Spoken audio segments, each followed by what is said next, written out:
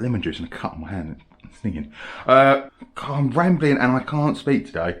I've got a bit of hangover, if I'm honest.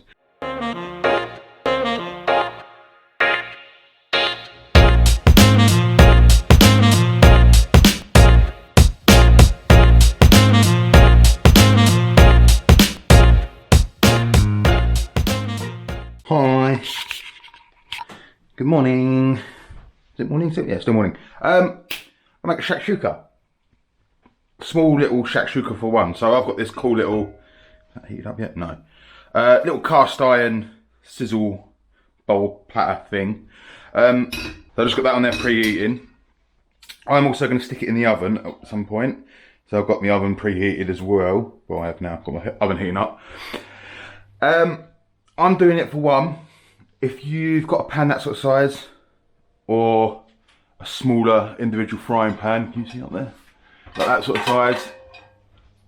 Perfect for one. If you don't know what shakshuka is an onion and tomato based, I don't know if it's Middle East, it's prevalent, like it's a big deal. Middle East, North Africa, Israel, Turkey, Egypt, all those things. It's traditionally more of like a breakfasty sort of thing, but it works well with breakfast, brunch, lunch, dinner. You eat it any time of the day. It's based of onions and tomatoes. So I've got a few cherry tomatoes I want to use up because they're on their way out. You can quite easily use tin tomato, and I might use a bit of this tin tomato just to bring the level up because I don't know if I've got enough tomato there. A little bit of chilli, a little bit of pepper, and some onion. A bit of garlic. A few spices, so I've got some cumin that actually, the first thing I'm going to do, turn that up a little bit, and I'm just going to toast off a couple of cumin seeds. Not literally a couple, a few though. A bit of smoked paprika. So it's like a tomato stewy sort of thing. That you then crack some eggs in and you poach some eggs in the tomato stew. You can top it with a few different bits and pieces. I'm going to chuck some sour cream, creme fraiche, and toasted almond flakes on top. Really, you want to chuck some parsley on top, or maybe some coriander, something a bit fresh, just to freshen it all up a bit. I forgot to buy parsley, and this parsley isn't quite ready to harvest yet. So, I'm going to use a bit of lemon juice to brighten it up as well. Right, so I've probably used about a quarter of a red onion. White onion's fine, I'm just using up what I've got. And I might use half of this little red pepper. I think it should probably be a red pepper. But again, shakshuka doesn't really matter too much what you put in it. As long as it's got that spiced, not necessarily spicy. You can make it hot if you want. It's more like just a warm, aromatic spice we're going for. It's quite good for feeding a load of people if you've got like a paella pan or something big like, or just a big frying pan will be alright. Them off a bit, one sec. I'm gonna chuck in some olive oil.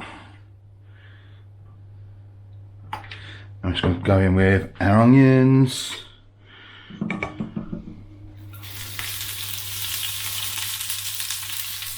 And our peppers. I'm not going to use all of these, I don't think.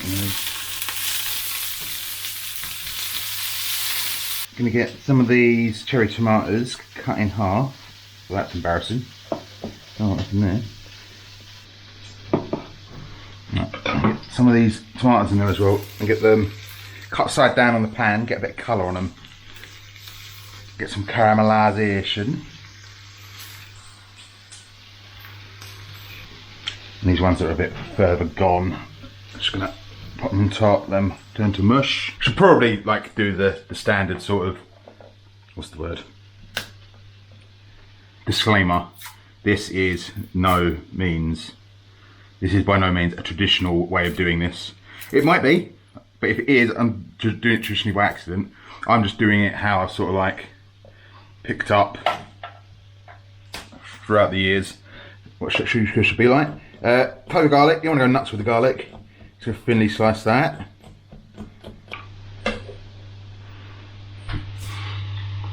And the chilli, I'm just going to go down the middle.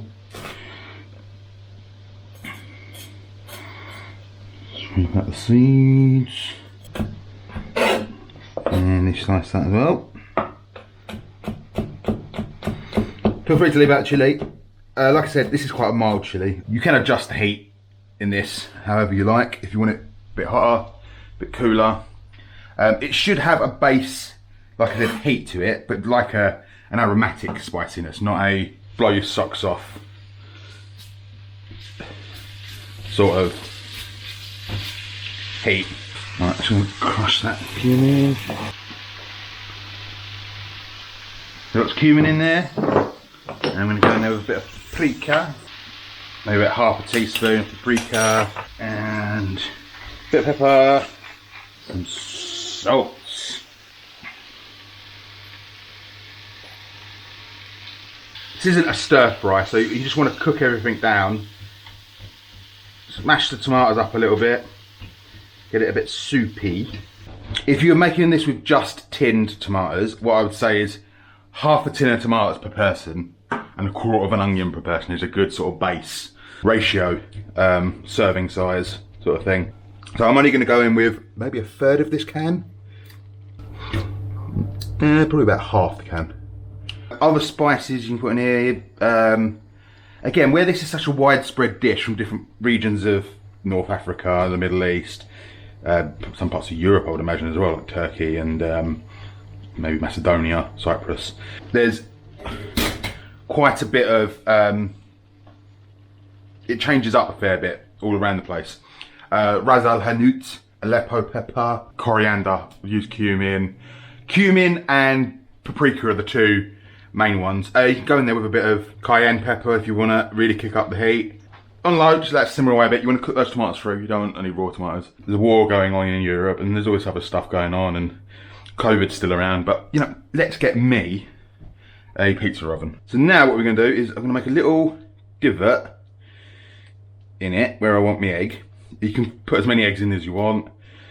Probably say 2 per person is better, but of these, I only want the 1.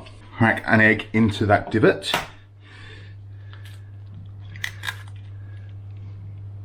Now, your options are, leave it to just slowly poach through like that. Use a pan with a lid, stick the lid on it so it'll steam the egg. Or what I'm going to do, because that is an oven-proof pan, I'm going to put it in the oven. What I'm also going to do is I'm going to crumble on a bit of feta now, just so that feta, I know feta doesn't melt, but just so it get a bit of cooked feta in there. So oven, I don't know why you don't need explaining, that's an oven. Whack that in there and leave that for, check on it in 5 minutes, but it'll probably take 10. Right, have a look on it. Yeah, it's looking good. Egg's just about set up, still a little bit runny, I don't mind that. You can leave it in there for a bit longer if you want an egg that is perfectly set. I'm going to crumble on a bit more feta. I quite like feta. And a little drizzle of a nice bit of extra virgin olive oil.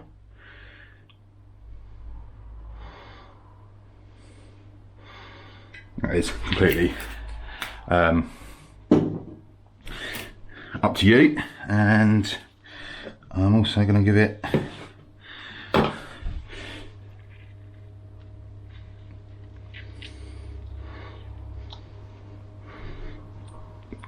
drizzle of lemon, just to freshen it all up, and cracked pepper, a little pinch salt, season that egg, and there you go. Shakshuka. In this case, shakshuka for 1. Now what I do is just serve it in that. Whack that on the table on a heat-proof mat or a trivet or something and chow down. Get a spoon. Nice bit of crusty bread goes quite well. And that's you sorted. Same, like if you're cooking a big one out in a paella pan or a, what do they call the other ones nowadays? Prospector's pan, I think they call it. Whack that on the table, chow it, dig in with a spoon. Obviously you've got kids on on the plate. If you've got kids around, you might want to end up eating. You might want to eat it out of. Serve it up. God, I'm rambling and I can't speak today. I've got a bit of hangover, if I'm honest. So yeah, that's my brunch. Quite cheap. You've probably got onions sitting around. I've always got peppers I'm trying to use up. Tins of tomatoes. You should always have tins of tomatoes. Oh, I was going to chuck a little creme fraiche on there as well, wasn't I? Actually, no, I'm not now. Put the lemon juice on that. I might curdle the creme fraiche. So leave that off. Don't think it needs it actually. That lemon will freshen it up more than the creme fraiche was. Overall, okay. Like, comment and subscribe, as is customary. I wouldn't sue you or hate you or bat an eyelid if you wanted to put some chorizo through that. That'd be quite nice, or some pancetta, or a bit of fish, bit of mackerel, or kippers maybe, something like that. Some sort of oily, flavourful, meaty fish. Go quite well with it. Cool, done. Bosh, I'm gonna eat this. Hope you're all alright. Be good. Have fun. Look after yourselves. And I'll see you again in a week's time or so. Bye bye. Oh, follow me on Instagram as well. I keep forgetting. I'll put the link in the description to my Instagram, because I'm always putting up pictures of food and stuff. Ask me any questions. Like, comment and subscribe and ring the bell and all that as well. And on Instagram, tag @Tom Gosney. Get me a pizza dome, please. Thank you. Bye.